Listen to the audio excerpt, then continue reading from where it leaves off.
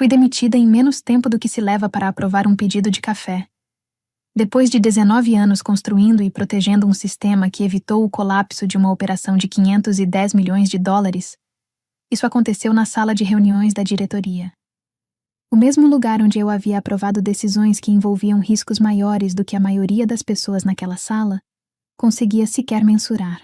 Sem aviso prévio, sem qualquer discussão, apenas uma conclusão apresentada como se o desfecho sempre tivesse sido evidente. Brock Vance estava na cabeceira da mesa, tranquilo, controlado, claramente cansado de mim. Com efeito imediato, Willa Hayes está sendo afastada enquanto uma investigação ética é conduzida. Ele não demonstrava dúvida. Parecia absolutamente certo.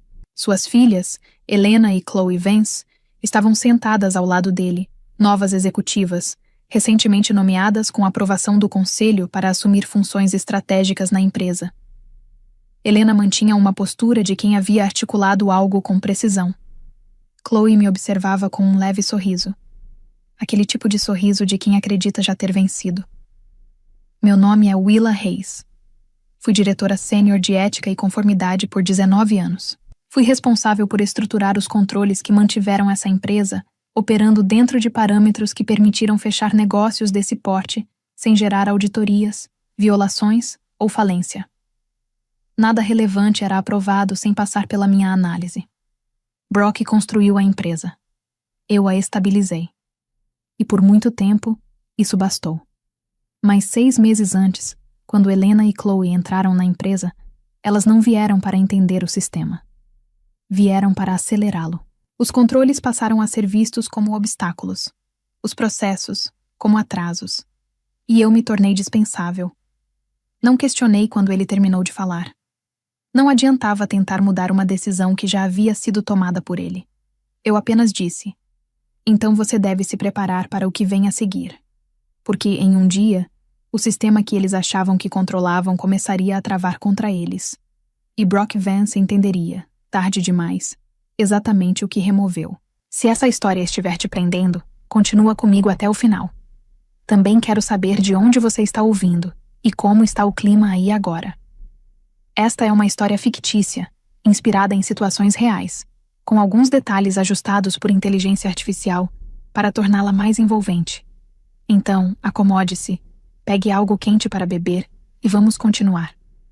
Durante 19 anos, construí um sistema que mantinha os riscos visíveis e as decisões com responsabilidade. Eu me orgulhava do fato de que nada avançava sem ser devidamente revisado, documentado e justificado. Esse orgulho durou exatamente 6 meses após a chegada de Helena e Chloe Vance. Helena chamava isso de transformação. Ela eliminou camadas inteiras de verificações éticas, encurtando processos que haviam sido criados justamente para desacelerar decisões. Chloe assinava aprovações como se fossem rotina, mal lendo os resumos, nunca os detalhes. Eu disse a elas: esses controles não são opcionais. Helena sorriu e respondeu: eles são ineficientes. No início, pensei que fosse apenas falta de experiência. Depois, o atrito se tornou intencional. Fui retirada de reuniões importantes, incluída em e-mails apenas depois que as decisões já tinham sido tomadas e discretamente afastada de discussões que antes eu liderava. A estrutura que eu havia criado ainda existia, mas eu conseguia perceber que estava sendo alterado sem que eu tivesse controle. Os relatórios começaram a apresentar diferenças sutis. Números levemente ajustados, linguagem suavizada o suficiente para não chamar atenção. Foi aí que deixou de ser só uma suspeita. Peguei os arquivos originais e comparei linha por linha. As mudanças não eram correções. Eram alterações feitas antes do envio, pensadas para modificar o resultado sem levantar sinais evidentes. E pela primeira vez, compreendi o padrão que estava se formando por trás de tudo. Não se tratava de melhorar o processo ou tornar o trabalho mais ágil. Era sobre contornar as únicas salvaguardas que garantiam a veracidade daqueles números. Eu não estava sendo substituída por estar errada. Estava sendo removida porque estava no caminho, e seja lá o que estivessem fazendo, já haviam começado a reescrever tudo antes que qualquer outra pessoa pudesse perceber. Naquele momento, entendi que algo muito maior já estava em curso nos bastidores. Eu já sentia que algo estava errado muito antes de conseguir provar. Não era nada óbvio. Não eram falhas evidentes, apenas pequenas inconsistências que não condiziam com um sistema que eu havia projetado para ser preciso. Então, voltei aos registros. Cada ação dentro da nossa estrutura de conformidade deixava um rastro. Registros de data e horário, acessos e histórico de alterações. Tudo foi construído assim por um motivo. Quando comecei a analisar esses dados, a inquietação virou algo mais concreto. Havia edições fora da sequência normal, aprovações realizadas com privilégios administrativos que não deveriam ter sido utilizados. E, mais preocupante ainda, classificações de risco estavam sendo reduzidas silenciosamente, sem qualquer justificativa. Não eram erros, eram decisões deliberadas. Ao mesmo tempo, a empresa estava finalizando sua participação em um fundo de investimento de 510 milhões de dólares, com exigências rigorosas de conformidade ética. Cada relatório que enviávamos não era apenas um registro interno. Fazia parte de uma cadeia que auditores externos poderiam verificar a qualquer momento. Se esses controles fossem comprometidos, toda a estrutura poderia ser marcada. Levei o que encontrei até Brock. Tem algo errado, eu disse a ele, mantendo o tom firme. Essas mudanças não são de procedimento. Alguém está alterando os dados antes da revisão. Ele quase não olhou para os documentos. Você está exagerando. Foi nesse instante que percebi a diferença entre o que eu enxergava e o que ele aceitava enxergar. Mesmo assim, continuei. Comparei versões anteriores, backups do sistema e analisei padrões de acesso. As alterações estavam diretamente ligadas a decisões recentes, aprovações rápidas, menos supervisão e prazos cada vez mais curtos. Não era algo aleatório. Um padrão estava se formando. E então encontrei o detalhe que mudou tudo. Escondida em um registro de autorização interna, havia uma solicitação discreta, recente, e ainda não tinha sido oficialmente apresentada ao jurídico. Brock já havia iniciado uma auditoria interna.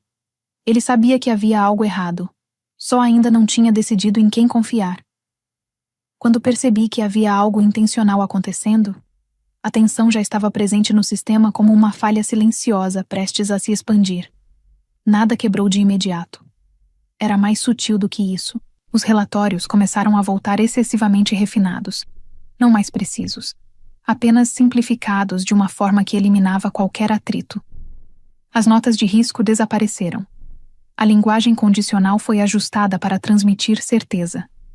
Revisei os registros novamente, e dessa vez, o padrão ficou evidente.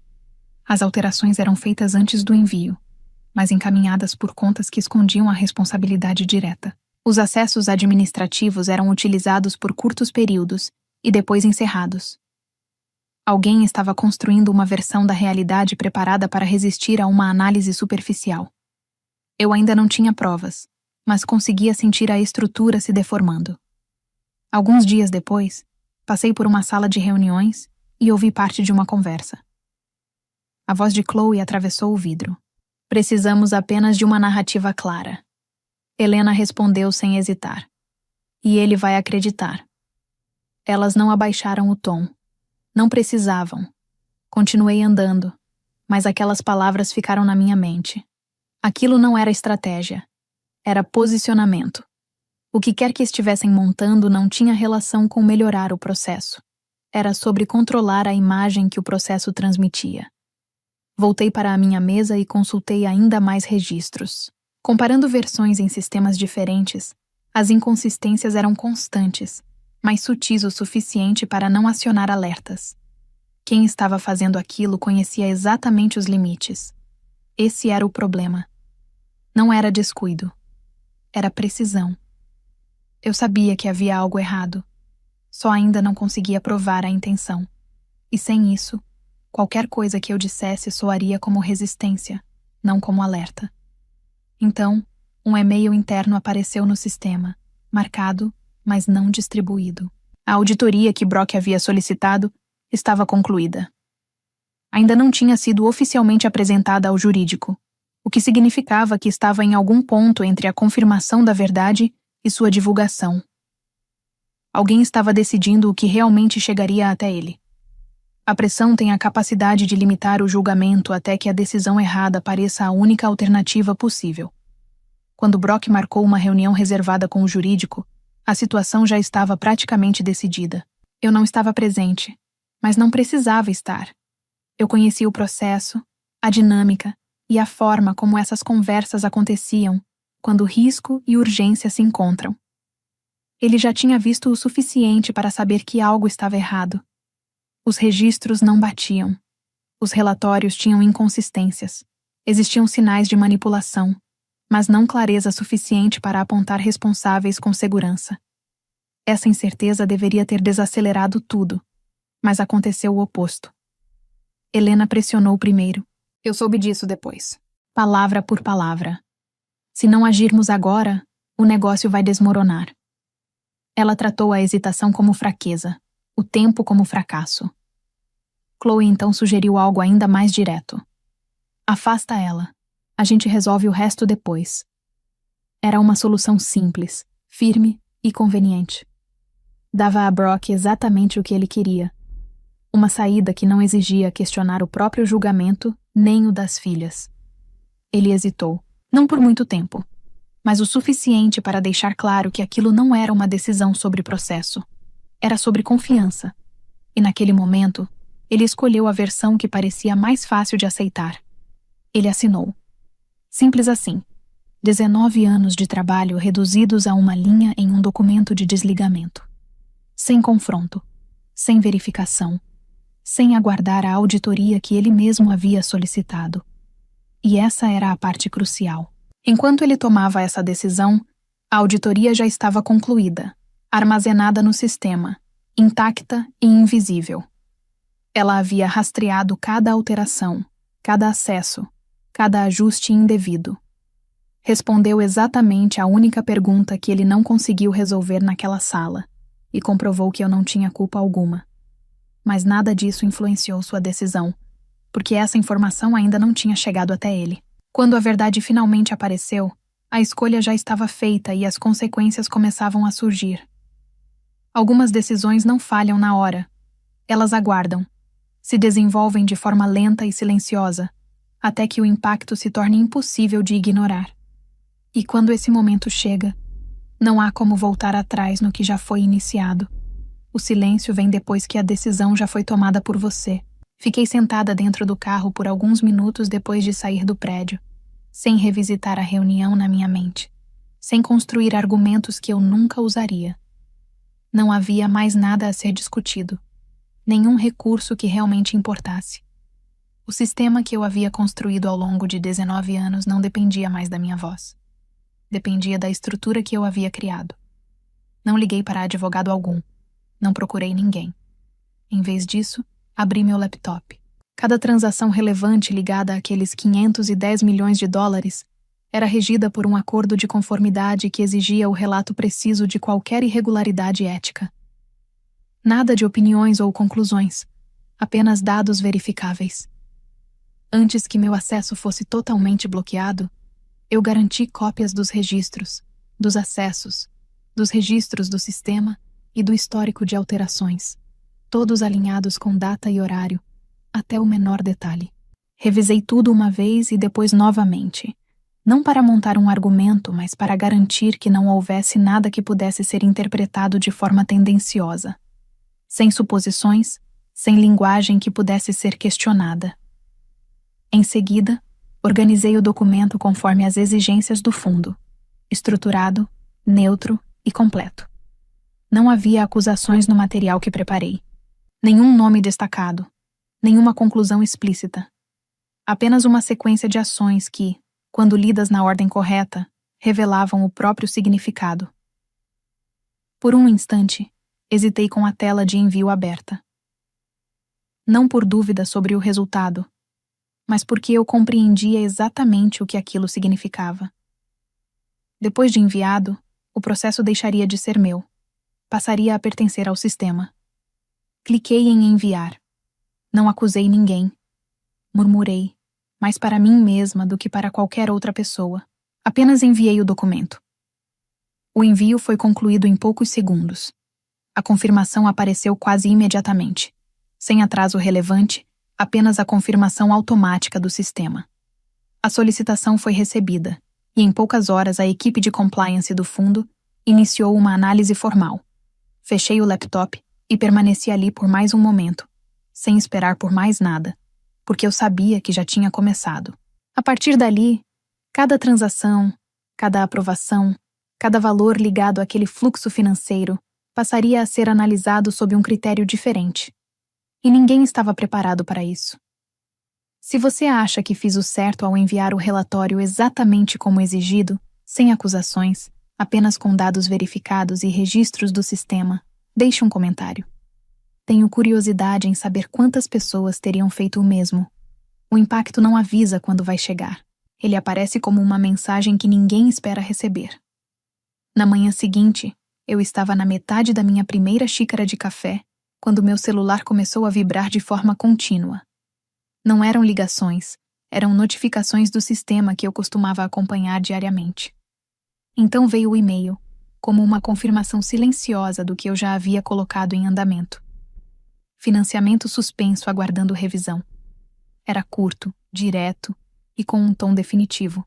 O fluxo de investimentos de 510 milhões de dólares, todas as transações ativas e todas as aprovações pendentes foram temporariamente suspensas para análise. Sem demora, apenas suspensas para análise. Não precisei perguntar o que tinha causado aquilo. De volta ao escritório, a reação foi imediata. Chloe foi a primeira a perder o controle.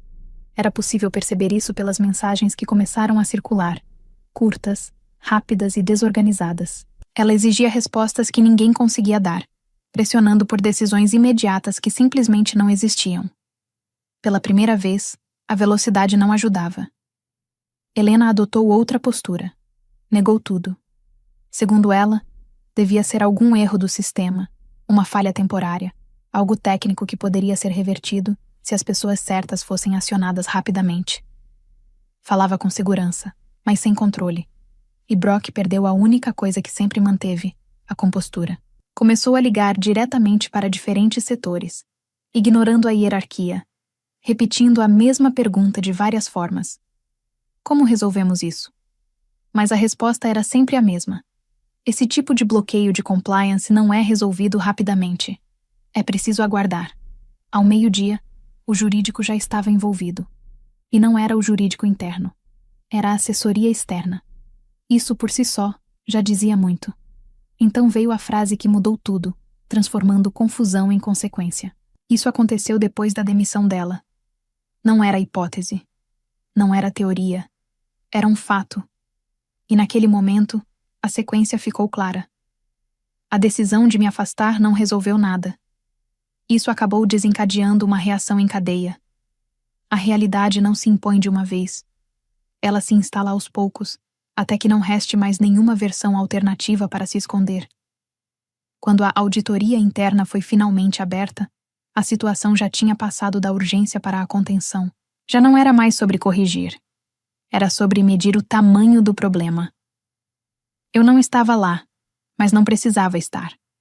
Eu sabia exatamente o que havia naquele relatório, porque conhecia o sistema antes de qualquer alteração e tinha acompanhado as mudanças até onde meu acesso permitiu.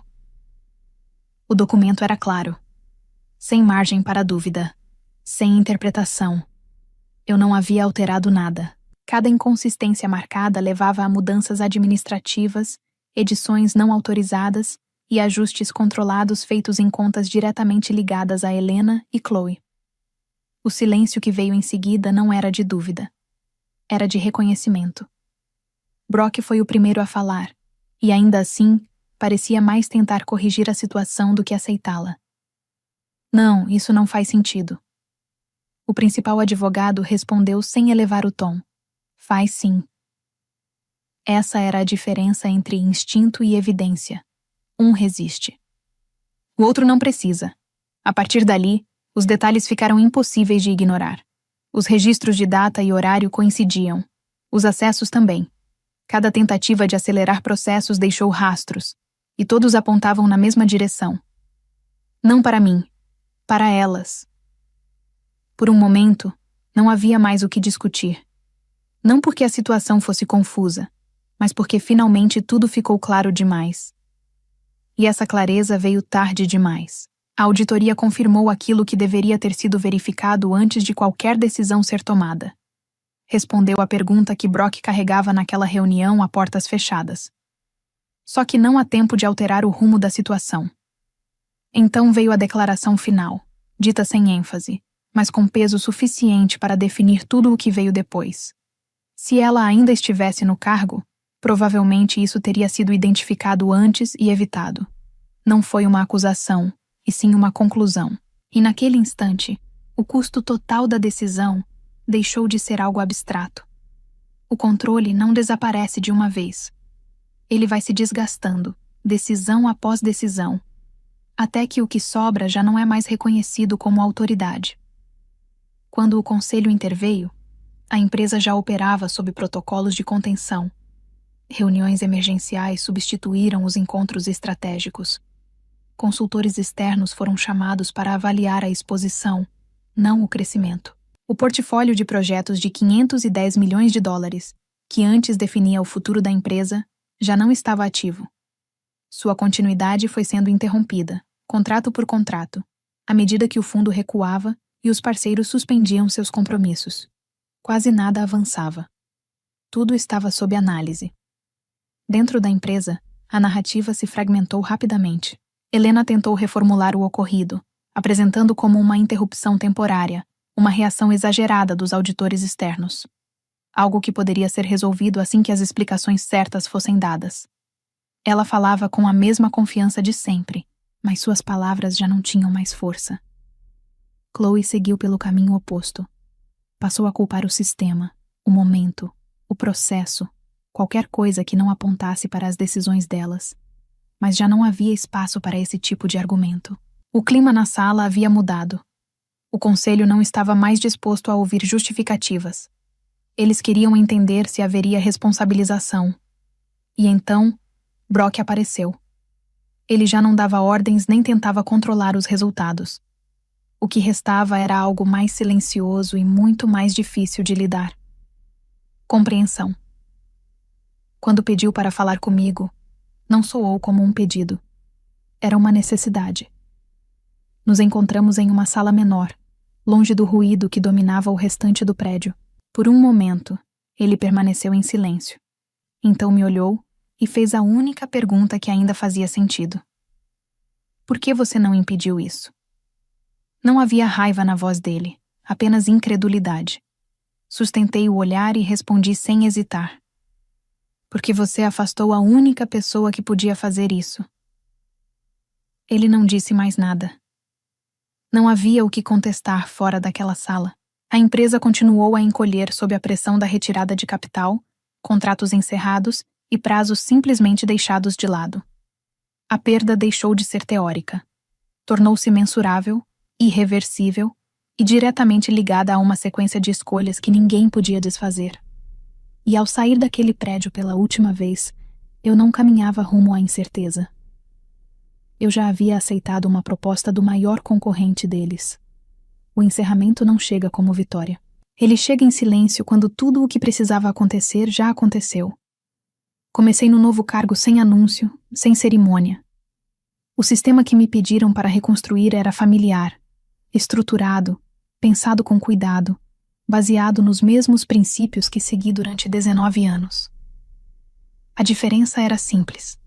Ali, os controles não eram vistos como obstáculos. Eram entendidos como proteção. Cada aprovação voltou a ter peso. Cada decisão passou a receber o nível de análise que merecia. Nada precisava ser feito com pressa. Nada precisava ser escondido. Na minha antiga empresa, o desfecho seguiu seu próprio curso. Brock Vance não renunciou imediatamente, mas também não permaneceu no comando. O conselho redistribuiu a autoridade e depois o retirou completamente quando a dimensão total do prejuízo se tornou impossível de ignorar. A reputação, quando comprometida nesse nível, não se recupera, ela se dissolve. A empresa em si não colapsou de uma vez.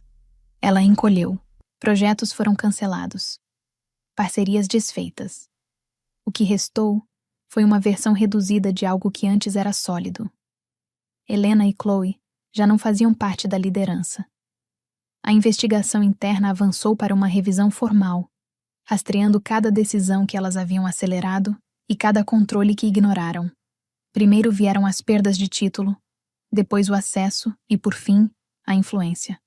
Ninguém as defendeu, e ninguém tinha base para isso. Quanto a mim, não acompanhei em detalhes o que aconteceu depois. Não era necessário. O sistema já tinha cumprido sua função.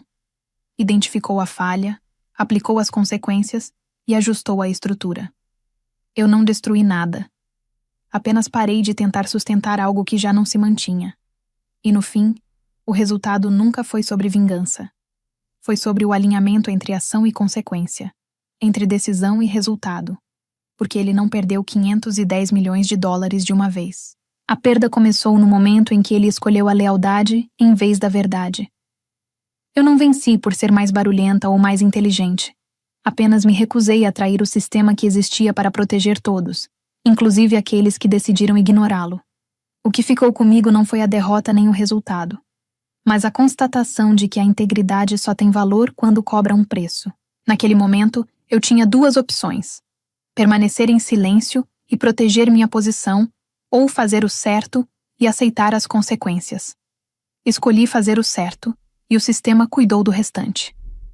A integridade raramente é recompensada no momento em que é exercida. Na maioria das vezes, ela cobra antes de devolver. E essa é a parte que quase ninguém fala.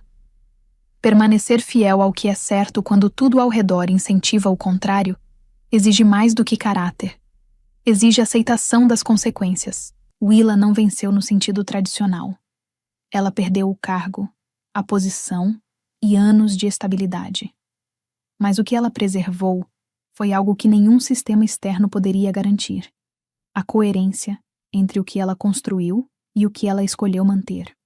O problema é que, dentro de estruturas de poder, a verdade raramente é rejeitada por falta de evidência. Ela é ignorada porque é inconveniente.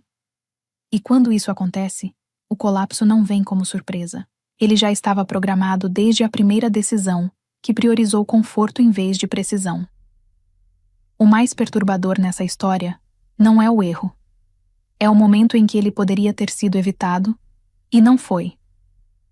O maior erro dessa história não foi a manipulação dos dados. Foi a escolha consciente de ignorar um sistema que existia justamente para evitar esse tipo de situação. Estruturas de controle não são obstáculos, são mecanismos de sobrevivência. Quando líderes começam a enxergá-las como barreiras, o problema deixa de ser técnico e passa a ser cultural. Brock não caiu porque tomou uma decisão errada. Ele caiu porque decidiu em quem confiar antes de decidir no que acreditar. Essa inversão é o que destrói organizações. E o mais perigoso é que isso acontece de forma silenciosa, disfarçada de agilidade, inovação ou confiança interna. A lição aqui não é apenas sobre ética. É sobre percepção, sobre entender que, em ambientes complexos, o que parece acelerar pode estar, na verdade, preparando uma queda inevitável. E reconhecer isso antes dos outros é o que separa quem sobrevive de quem colapsa junto com o sistema. Agora me diz, se você estivesse no lugar da Willa, o que teria feito? Você acredita que Helena e Chloe sabiam exatamente o risco que estavam criando? Ou elas simplesmente subestimaram o sistema que estavam manipulando? Escreve aqui nos comentários, eu quero muito saber. E não esquece, deixa também o seu comentário com uma classificação de 1 a 10 para mostrar o quanto você gostou, porque assim eu consigo trazer mais vídeos que sejam interessantes para você. Se essa história te fez pensar diferente sobre poder, decisões e consequências, já deixa o like e se inscreve no canal. Porque aqui, cada história tem um detalhe que pode mudar a forma como você enxerga o jogo. A sala de reuniões no 42º andar tinha aquele ar de riqueza antiga, misturado com julgamento silencioso. Lucas Bennett estava de pé na cabeceira de uma mesa de mogno polido, cercado pela família Hawthorne, o tipo de gente que mede uma pessoa antes mesmo dela falar. Eles sorriam com desdém, interrompiam. Deixavam claro, sem precisar dizer nada, que o sucesso dele pertencia a outra pessoa. Então Lucas fechou o laptop, levantou-se e, diante de 900 milhões de dólares que o aguardavam sobre a mesa, foi embora. Por que um homem com tudo a perder escolheria sair? O horizonte de Manhattan brilhava em tons de laranja por trás das paredes de vidro da Torre Hawthorne, enquanto Lucas Bennett deixava o elevador privativo. Seus sapatos não faziam ruído contra o mármore. A recepcionista não o cumprimentou. Apenas inclinou a cabeça em direção ao corredor, daquele jeito que as pessoas fazem quando presumem que você já conhece o seu lugar. Ele já tinha estado em salas como aquela antes. Nunca foi realmente bem recebido em nenhuma delas. Lucas construiu a Aperture Data Systems a partir de um pequeno escritório acima de uma lavanderia no Queens. 8 anos, sem herança, sem investidores com sobrenomes influentes, sem diploma da universidade certa. Ele aprendeu matemática sozinho, contratou os engenheiros um a um e aprovou pessoalmente todas as decisões de pagamento durante os 3 primeiros anos. Quando completou 34 anos, a empresa atendia dezenas de grandes clientes corporativos, incluindo várias empresas da lista Fortune 500. Os Hawthorne fizeram o primeiro contato. Ele fez questão de lembrar disso. David Mercer já o aguardava do lado de fora da sala de reuniões, segurando 2 pastas e com a expressão de quem já tinha entendido o ambiente antes mesmo de entrar. Ele era o diretor financeiro de Lucas, desde a época da lavanderia, a única pessoa na empresa que conhecia todas as suas fases, inclusive aquela em que jantava arroz frio, porque a folha de pagamento vinha em primeiro lugar. Eles já estão lá dentro, disse David em voz baixa, os 3. Charles trouxe a irmã e o filho. Isso não estava combinado, respondeu Lucas. Não, não estava. A reunião se prolongou mais do que o necessário. Uma única mesa de mogno ocupava o centro da sala, polida a ponto de refletir a luz do teto como se fosse água parada. Os Hawthorne não se levantaram quando Lucas entrou. Charles Hawthorne estava sentado na extremidade oposta, com os cabelos grisalhos penteados para trás e as mãos apoiadas sobre a mesa, como um homem que já esperou décadas e poderia esperar mais 1 hora. À sua direita estava sua irmã mais nova, Vivian, com um terno cinza escuro que custava mais do que a maioria dos carros.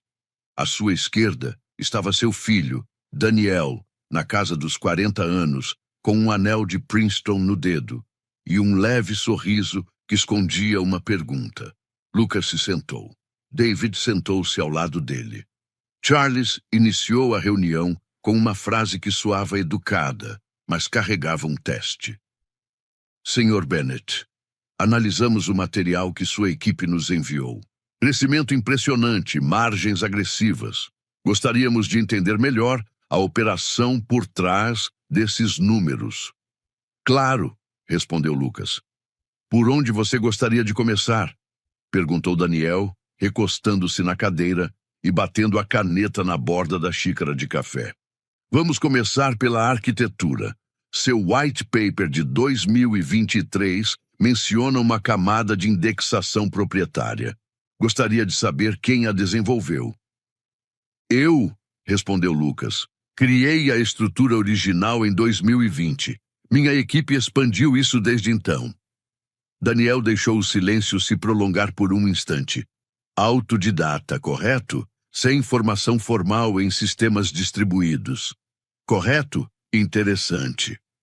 Ele disse a palavra de um jeito que sugeria o oposto. Vivian pousou o copo d'água com um leve som. Senhor Bennett, me permita. Os números que o senhor apresentou são extraordinários, mas na nossa experiência, números assim costumam ter explicações igualmente incomuns. Às vezes, essas explicações não estão aqui. Lucas sustentou o olhar dela. Não tenho certeza se entendi. O que ela quer dizer, disse Charles com a voz calma, é que empresas do seu porte, crescendo nesse ritmo, muitas vezes contam com alguém nos bastidores, um arquiteto experiente, um ex-executivo, alguém que prefere não aparecer na estrutura societária. Gostaríamos de saber se existe alguém assim na sua empresa. A pergunta não era exatamente uma pergunta. Lucas sentiu o ambiente mudar. David havia parado de escrever. Ele já esperava por algo assim desde que a reunião foi marcada, mesmo torcendo para estar enganado. Não existe ninguém nos bastidores, disse Lucas. Existe uma equipe. Eu a construí, eu a lidero. A arquitetura é minha, a estratégia é minha. Daniel soltou uma risada leve, quase educada. Resposta bem confiante. É a verdade. Charles fez um pequeno gesto com a mão, e a sala pareceu se reorganizar. Confiança é importante, Sr. Bennett, mas não é a mesma coisa que estar preparado. A Aperture está entrando em um estágio em que a complexidade aumenta em escala global. Regulação, infraestrutura internacional, exposição pública de um tipo que, sendo direto, costuma engolir fundadores jovens. Ele deixou as palavras pairarem no ar. O que gostaríamos de propor como condição para avançarmos é a nomeação de um executivo sênior para o cargo de diretor de operações, alguém da nossa confiança. Você manteria seu título de fundador e diretor executivo, mas quem realmente toma as decisões no dia a dia passaria a ser alguém com mais experiência. Vivian sorriu com naturalidade. Pense nisso como uma parceria equilibrada, Sr. Bennett. O senhor traz a visão, nós trazemos maturidade. A caneta de David permaneceu imóvel por alguns instantes. Lucas manteve as mãos apoiadas sobre a mesa.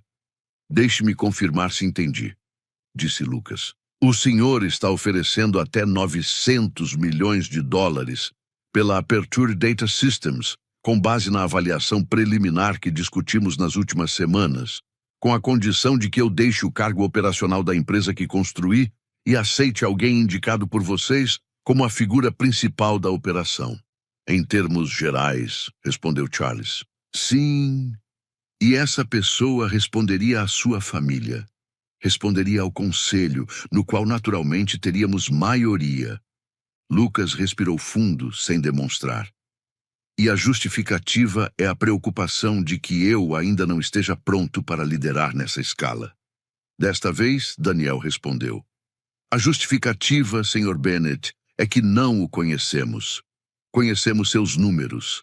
Não sabemos o que está por trás deles. E com um investimento desse porte, não apostamos em incertezas. Lucas voltou-se para Charles. Agradeço a sinceridade. Permita-me ser igualmente direto. A arquitetura da Aperture é minha. A equipe é minha. A visão é minha. Não existe nenhum autor oculto. Existe um homem que começou em um espaço emprestado acima de uma lavanderia e construiu algo que trouxe vocês até aqui. Vivian abriu a boca para interromper. Ninguém está questionando seu esforço, Sr. Bennett. Vocês estão questionando tudo, menos o meu esforço. Charles o observou com a paciência de alguém que já viu muitos confrontos. Temos muito respeito pelo que você construiu, disse ele por fim. Mas respeito não altera nossos termos. Aproveite a noite, converse com sua equipe. Nos reuniremos novamente amanhã de manhã, às 10 horas. Se a estrutura não for aceitável, podemos encerrar por aqui e seguir caminhos diferentes, sem ressentimentos. Seus lábios formaram um leve sorriso que não chegou aos olhos. 900 milhões de dólares, Sr. Bennett. Com o nosso nome envolvido, essa empresa pode se tornar algo que nenhum de nós construiria sozinho. Sem o nosso nome, ainda segue promissor. Nós dois sabemos qual dessas versões é a melhor. Lucas fechou a pasta à sua frente sem olhar para ela. Te vejo amanhã. Ele se levantou. David se levantou ao lado dele. Nenhum dos dois falou nada até que as portas do elevador se fecharam. Eles querem te possuir, disse David. Não a empresa, você. Eu sei. Você tem até às 10 da manhã de amanhã. Lucas observou os números dos andares diminuírem. A cidade, além do vidro, ficou ainda mais escura.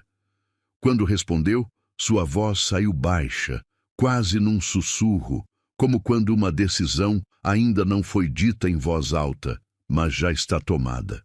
Eles vão descobrir amanhã o que realmente estão comprando. Lucas passou a noite no escritório, não em casa. As luzes do horizonte da parte baixa de Manhattan atravessavam as persianas em longas faixas claras no chão. Ele havia pedido café preto 2 vezes e não bebeu nenhum. Sobre a mesa à sua frente havia uma única folha de papel com 2 colunas. Uma coluna listava todos os motivos para aceitar o acordo. A outra reunia todos os motivos para desistir. A segunda coluna era menor, mas carregava mais peso. David chegou pouco depois da 1 da manhã. Colocou uma xícara de café fresco ao lado da fria e se sentou na cadeira do outro lado da mesa. Eles não estão comprando uma empresa, disse Lucas. Estão colocando um homem à prova. E o homem já foi reprovado antes mesmo de entrar na sala, respondeu David. Charles decidiu isso antes mesmo de nos sentarmos. Tudo hoje foi encenação. Eu sei. Então você já sabe como será amanhã. Os motivos para aceitar eram práticos. Liquidez para os primeiros funcionários, capital para expandir para o corredor europeu, um nome no quadro que abriria todas as portas regulatórias em Washington. 900 milhões de dólares não apagaram 8 anos de trabalho em uma lavanderia. Só serviram para pagar por eles. Os motivos para recusar não tinham nada de práticos. Eram o tipo de razão que um homem só admite uma vez, e apenas para si mesmo. A manhã chegou cinzenta e carregada. Lucas vestia o mesmo terno cinza escuro do dia anterior. Ele chegou à Torre Hawthorne às 9h54. David caminhava ao seu lado, carregando uma única pasta. Eles não conversaram no elevador. Já não havia mais nada para ensaiar. Charles, Vivian e Daniel já estavam sentados. A mesa de mogno parecia exatamente a mesma. As cadeiras estavam dispostas da mesma forma. Até os copos de água tinham sido reabastecidos na mesma medida. Os Hawthorne queriam que amanhã parecesse apenas uma continuação, não um recomeço. Sr. Bennet, começou Charles, espero que o senhor tenha aproveitado bem a noite. Aproveitei. Então vamos direto ao ponto. O senhor já teve a oportunidade de analisar a estrutura que propusemos? Sim, gostaria de explicar meu raciocínio. Charles inclinou levemente a cabeça. Lucas abriu a pasta que David lhe entregou e retirou 3 páginas. Colocou uma diante de cada Hawthorne. Este é um resumo dos últimos 48 meses da Aperture. Receita, retenção, expansão da infraestrutura, pedidos de patentes. Cada métrica está registrada com a data e o momento das mudanças de equipe.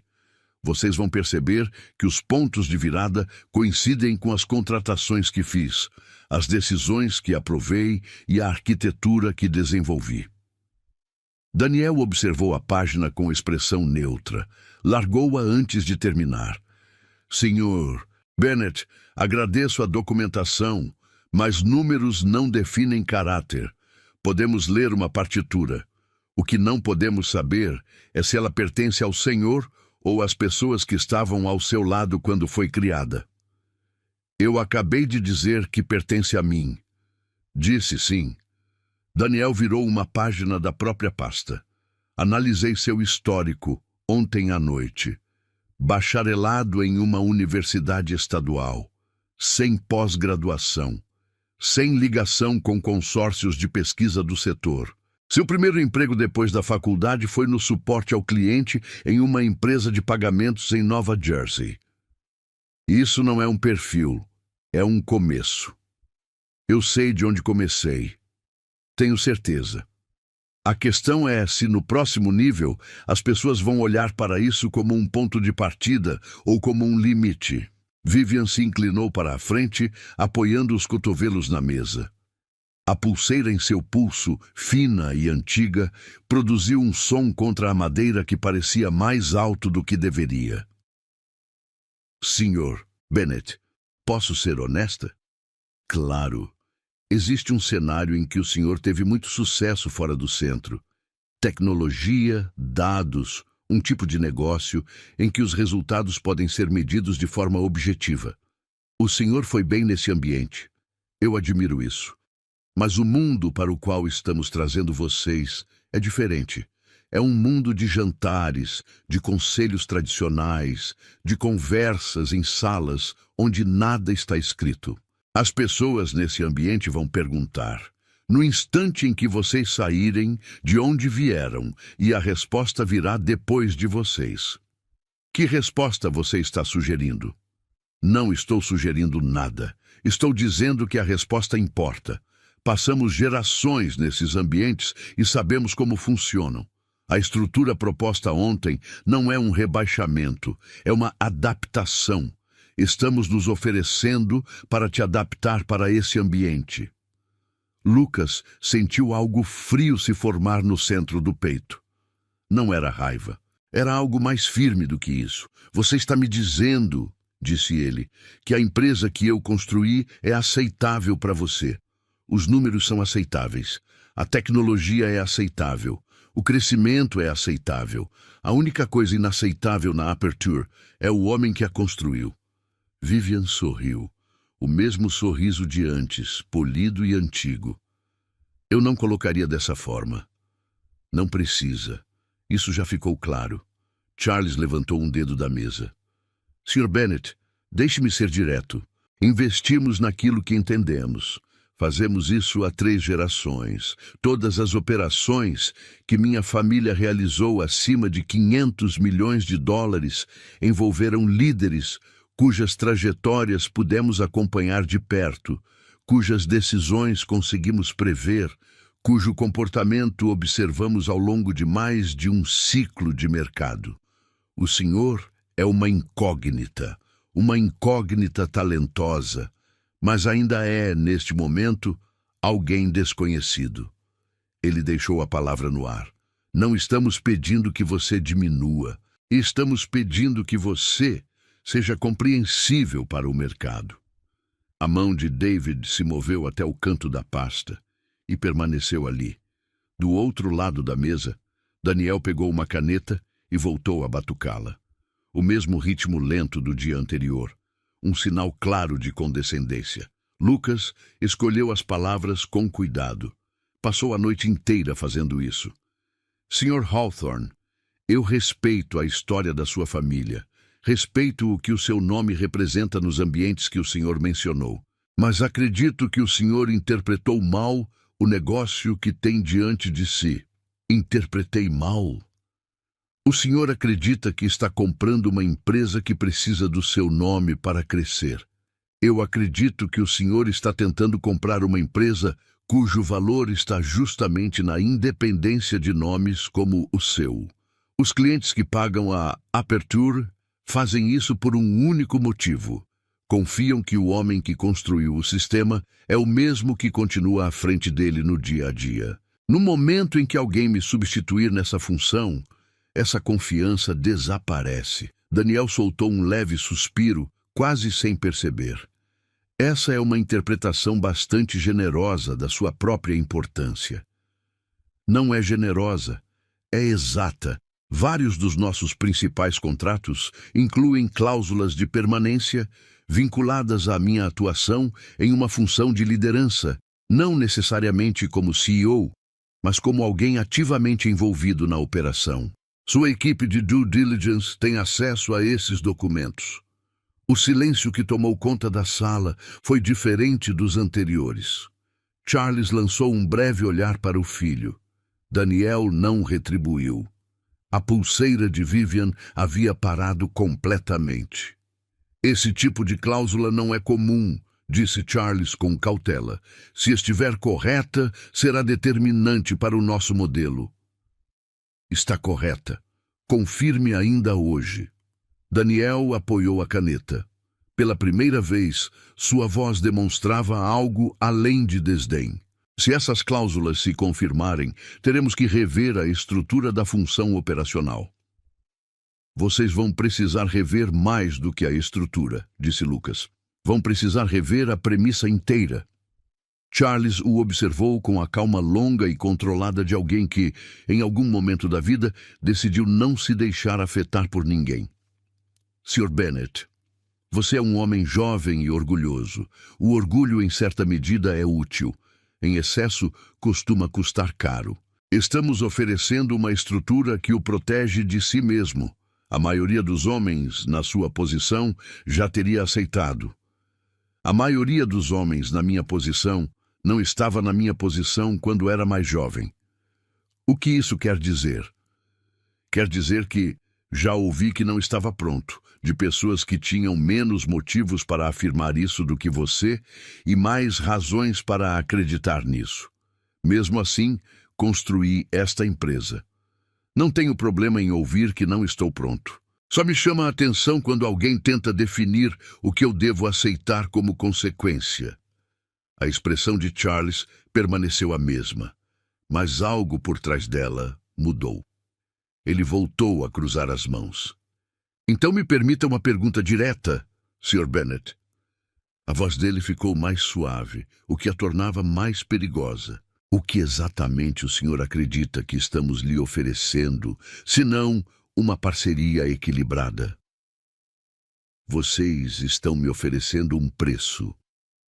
Em troca, querem uma versão minha que se encaixe melhor nos ambientes que descreveram. Querem que eu seja mais discreto. Querem que eu me afaste de tudo que realmente importa, mantendo apenas o título. Querem a empresa sem o homem, porque o homem não combina com a imagem que desejam associar a ela. Essa é uma leitura muito emocional. É a única interpretação que as palavras sustentam. Vivian soltou um leve som, algo entre um riso contido e incredulidade. Sr. Bennet, esse tipo de reação é exatamente o que reforça nossas preocupações.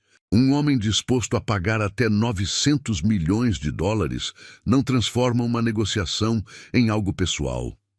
Ele segue o plano. Então talvez eu não esteja pronto para os seus 900 milhões de dólares. A frase ficou no ar por alguns segundos. Lucas falou com a mesma naturalidade de quem comenta sobre o clima. Charles pegou o copo de água e bebeu devagar. Ao colocá-lo de volta na mesa, sua voz trazia o peso de quem havia decidido usar o último recurso. Senhor Bennet, não haverá outra proposta nesse valor. Nem da nossa parte, nem de ninguém do nosso círculo. As portas que minha família fecha não se abrem novamente para a mesma pessoa. Eu imagino que o senhor entenda isso. E também entende que as pessoas que o senhor está prestes a decepcionar, ao recusar uma estrutura pensada para protegê-lo, não vão esquecer essa decisão? Entendo. Então farei a pergunta pela última vez. A estrutura permanece como foi apresentada. Diretor de operações escolhido por nós. Título de fundador mantido. Pagamento de 900 milhões de dólares após a conclusão. Sim ou não? O silêncio dominou a sala. David manteve o olhar baixo. Daniel havia deixado a caneta sobre a mesa e agora observava Lucas com atenção, sem o desdém de antes. Lucas olhou para Charles Hawthorne, depois para a mesa. Por um instante, olhou também para a janela cinzenta, onde a manhã já havia se transformado em dia claro, sem que ninguém percebesse. Em seguida, fechou o laptop. Não fez barulho, apenas o suficiente para marcar o gesto. Levantou-se. David se levantou junto, sem precisar ser chamado. Lucas apoiou as duas mãos sobre a madeira polida por um breve momento, como alguém que registra na memória o lugar que está deixando para trás. Sr. Hawthorne, a resposta é não.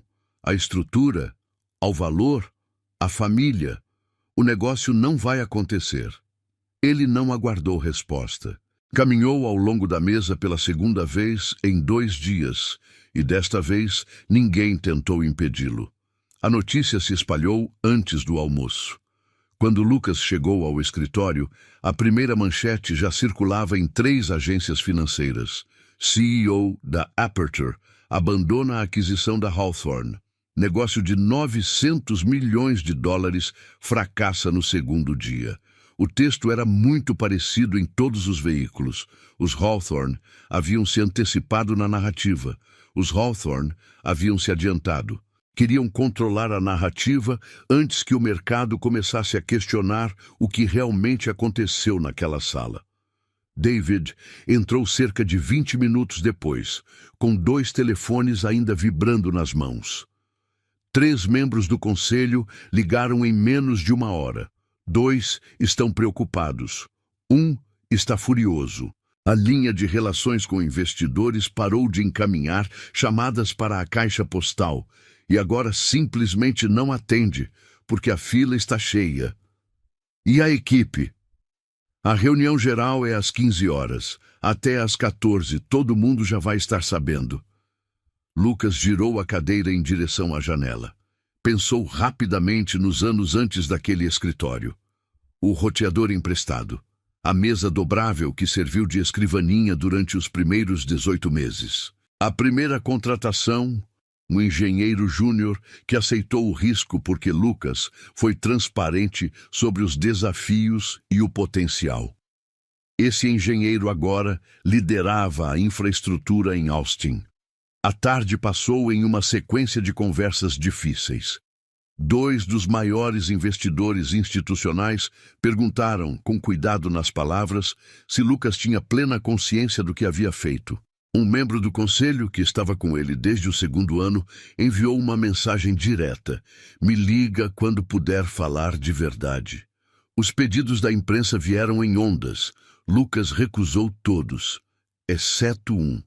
Ele não recusou a ligação do sócio sênior do Hartwell Group. No fundo, mesmo sem admitir, ele esperava por essa ligação. Eleanor Crane era o tipo de investidora que não aparecia nos holofotes. Administrava um fundo privado de inovação que havia apoiado, de forma discreta, algumas das empresas de infraestrutura mais consistentes da última década. Lucas a encontrou 2 vezes, em ambas, rapidamente. Em ambas, em conferências onde ela fez perguntas mais profundas em poucos minutos do que os Hawthorne fizeram em 2 dias inteiros. O escritório dela entrou em contato naquela tarde solicitando uma conversa. Ela entrou na ligação no horário combinado, pouco depois das 16 horas. Lucas, eu vi as manchetes. Todo mundo viu. A maioria vai assumir que você errou. Quero saber se foi isso que aconteceu. Depende do que o erro deveria ter evitado. Do outro lado da linha, ouviu-se um leve som, possivelmente um riso contido. Justo. Quero viajar amanhã. Não vou tomar mais do que 1 hora do seu tempo. Se depois disso você preferir continuar sozinho com essa decisão, eu respeito e sigo meu caminho. Caso contrário, gostaria de conversar sobre o que realmente significa ter um parceiro no estágio em que vocês estão. Vou liberar a sala de conferências para as 10 da manhã. Perfeito. A reunião geral às 15 horas foi a mais difícil de todas. Lucas estava em pé diante do refeitório da empresa, com todas as cadeiras ocupadas e os corrimãos do andar superior cheios de funcionários que não encontraram lugar para sentar. Ele não utilizou slides, não preparou nenhum discurso. Apenas contou o que tinha acontecido. Relatou o que haviam perguntado e o que ele respondeu. Disse que os próximos 90 dias seriam incertos, que algumas pessoas naquela sala poderiam concluir que não valia a pena lidar com essa incerteza e que não guardaria ressentimento de ninguém por tomar essa decisão. Acrescentou mais uma coisa. Disse que não havia construído a Aperture para pertencer a um nome gravado no topo de uma torre. Ele a construiu para pertencer às pessoas que ficavam até tarde nas noites em que isso era a única coisa que mantinha a empresa viva. Disse isso uma única vez, com clareza, e então se calou. A sala não aplaudiu. Ficou em silêncio por alguns segundos. Depois disso, alguns voltaram ao trabalho. Outros permaneceram em silêncio por alguns segundos antes de se levantar.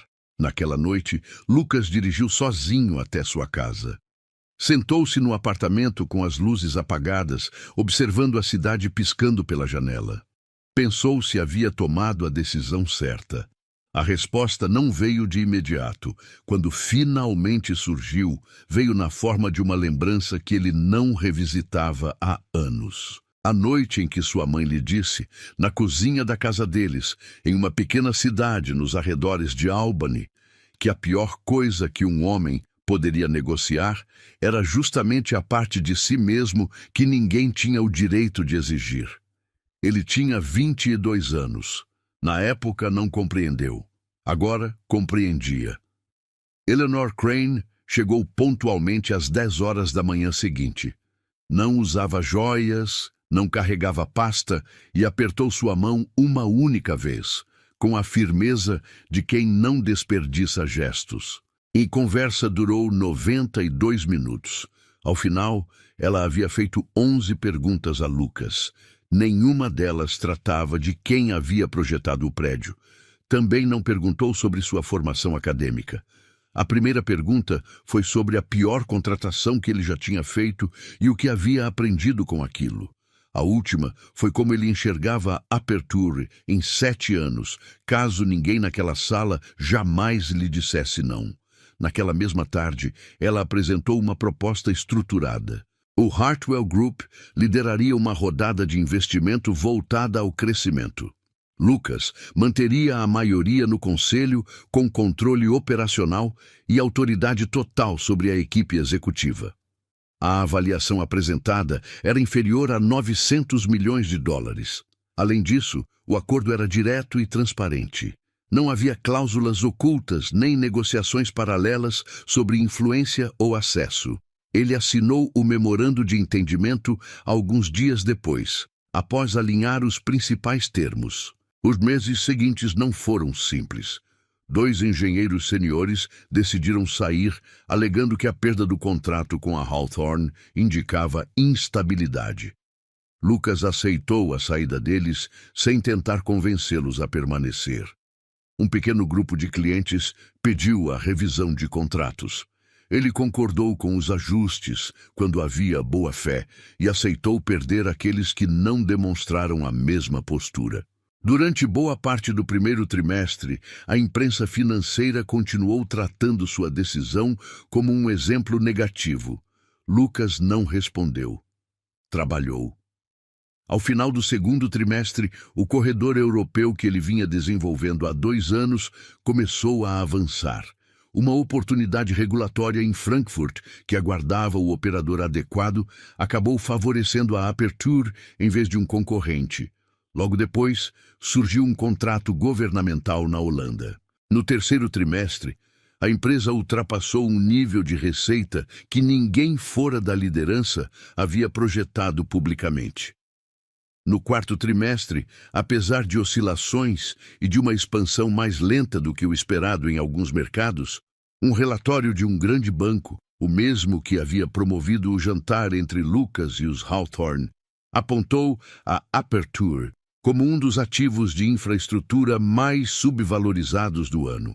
1 ano e 3 meses depois da manhã em que Lucas deixou a Torre Hawthorne, em um momento favorável para empresas de infraestrutura e dados, a Aperture concluiu uma rodada estratégica com avaliação de 2,5 bilhões de dólares.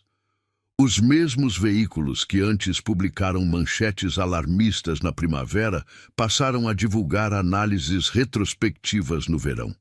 Lucas recusou a maior parte dos pedidos de entrevista. Aceitou apenas um. Nela, quase não mencionou os Hawthorne. Limitou-se a dizer que a lição mais cara para um fundador era entender a diferença entre um comprador e um sócio, e que essa diferença quase sempre ficava evidente nos primeiros 10 minutos, desde que a pessoa estivesse disposta a enxergar. Os Hawthorne não permaneceram em silêncio para sempre. No outono, um pedido de reunião chegou por meio de um intermediário. A linguagem era cuidadosa. O intermediário indicava que Charles Hawthorne gostaria de discutir uma possível colaboração, considerando as mudanças do mercado. Lucas leu a mensagem uma vez. Ele mesmo digitou a resposta.